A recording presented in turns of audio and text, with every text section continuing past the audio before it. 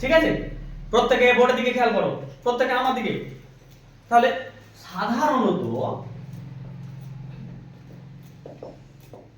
সাধারণত সিঙ্গুলার থেকে প্লুরাল করতে এস যোগ করতে হয়।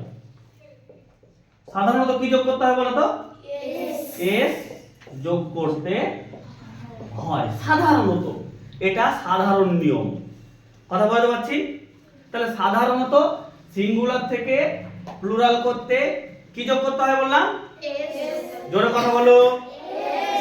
কি যোগ করতে হয়? এস যোগ করতে হয়। যেমন তোমার পেন,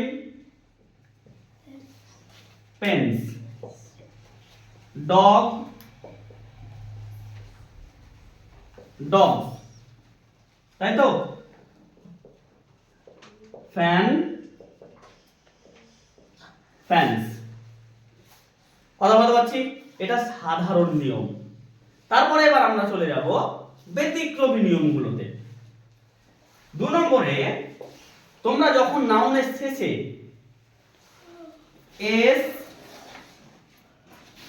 এসএস, এসএইচ দেখতে পাবে। নাউনের শেষে কি দেখতে পাবে? জোরে কথা বলো। SS, SH. SS, SH. তখন তোমাকে ইএস যোগ করতে হবে।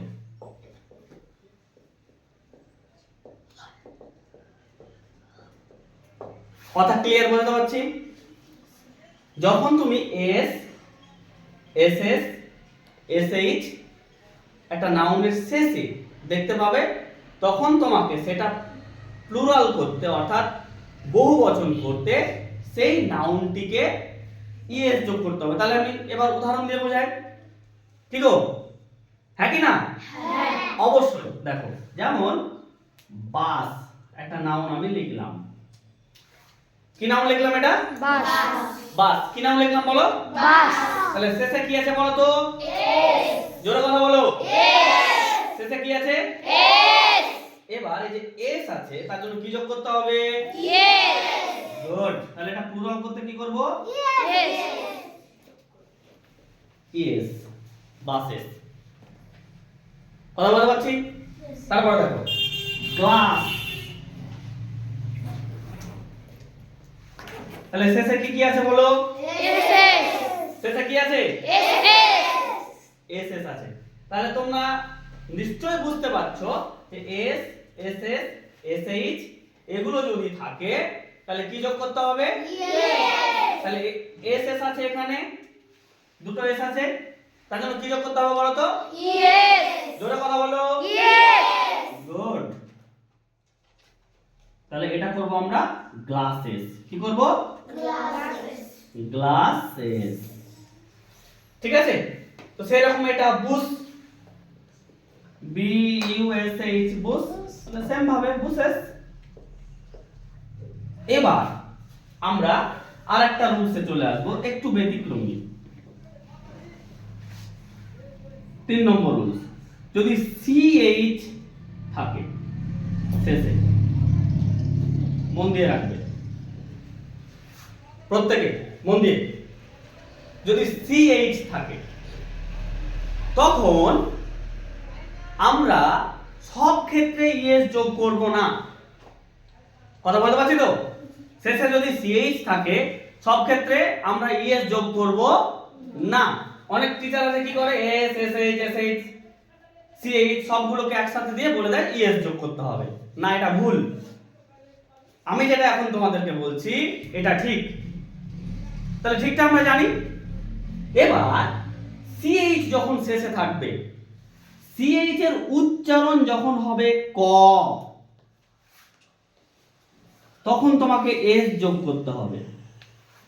আর যখন সিএইচ এর উচ্চারণ হবে চ, তখন তোমাকে ইএস যোগ করতে হবে। কথা ক্লিয়ার আমি বলতে পারছি?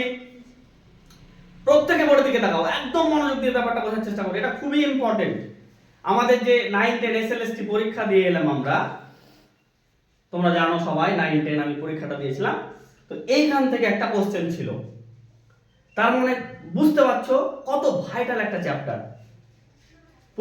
পুলিশ বলো, কনস্টেবল বলো, ডব্লিউবিসিএস প্রিলিমিনারি বলো, এই সিঙ্গুলার প্লুরাল অর্থাৎ নাম্বার থেকে একটা কোশ্চেন তোমাকে দিয়ে দিবে, যেগুলো ওইগুলো একটু টাফ, একটু ভাবনা চিন্তার বিষয় থাকে। তো এই সিএইচ এর উচ্চারণ যখন ক হবে তখন তোমাকে কি যোগ করতে হবে? জোরে কথা বলো। তাহলে সিএইচ এর উচ্চারণ হলে কি যোগ করতে হবে? এস আর সিএইচ এর উচ্চারণ যখন চ হবে তখন কি যোগ করতে হবে? ইয়েস। তাহলে আমরা উদাহরণের মাধ্যমে দেখি। দেখো B E N C H, bench.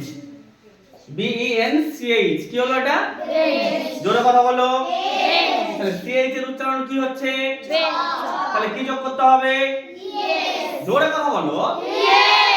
তাহলে সিএইচ এর উচ্চারণ এখানে কি হচ্ছে? সিএইচ এর উচ্চারণ কি? জোরে কথা বলো, কি? তাহলে কি যোগ করতে হবে এখানে? তাহলে এটা হবে benches, P N C H E S. এবার সিএইচ এর উচ্চারণ ক হবে এক জায়গায়, দেখো স্টোম্যাক, স্টোম্যাক। তাহলে সিএইচ এর উচ্চারণ কি হচ্ছে? স্টোম্যাক। স্টোম্যাক মানে পাকস্থলী। এদিকে তাকাও, পরের দিকে সবাই। তাহলে S T O M S C H, stomach. কি? স্টোম্যাক। তাহলে সিএইচ এর উচ্চারণ কি হচ্ছে বলো তো? সিএইচ এর উচ্চারণ কি হচ্ছে? কি হচ্ছে বলো? তার জন্য সিএইচ এর উচ্চারণ যখন ক হবে তখন তোমাকে কি যোগ করতে হবে? কি যোগ করতে হবে? জোরে কথা বলো। গুড। তাহলে stomach, S T O M A C H S, stomach. তাহলে ব্যাপারটা বুঝতে পেরেছো? তাহলে আমি যদি এসে প্রথমে তোমাকে বলতাম S S S S H C H থাকলে ইএস যোগ করতে হয়, তাহলে ভুল হতো না ঠিক হতো? নিশ্চয়ই ভুল হতো। কেন? সিএইচ এর উচ্চারণ যখন ক হয় তখন তোমাকে শুধু এস যোগ করতে হবে। কথাটা মাথায় রাখবে, ঠিক আছে? আজকে এটুকুই। এটা তোমরা বোর্ডে টুকো, সরি খাতায় লিখে নাও বোর্ড দেখে। তারপরে আমরা হোমওয়ার্ক অ্যাক্টিভিটি দিব, সেগুলো তোমরা বাড়ি থেকে সুন্দর করে করে নিয়ে আসবে, ঠিক আছে? আর রুলসগুলো, নিয়মগুলো